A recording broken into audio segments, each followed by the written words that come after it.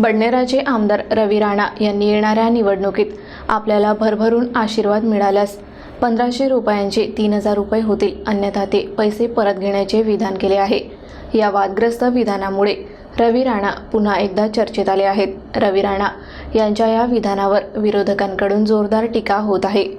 शेगाव येथे शिवसेना ठाकरे गटाचे संजय राऊत हे आले असताना त्यांनी देखील यावर भाष्य केले।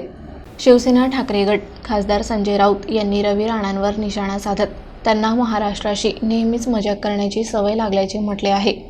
अमरावतीत नवनीत राणा यांचा झालेला पराभव ही मजाक नव्हती, तर लोकांनी शहाणपणाने केलेले मतदान होते, असे राऊत यांनी शेगावमध्ये माध्यमांशी बोलताना सांगितले। त्यांनी रवी राणा यांच्या विधानावर टीका करताना हे निवडणुकीसाठी केलेली नौटंकी आहे आणि रवी राणा पुढच्या विधानसभेत नसतील असेही विधान केले।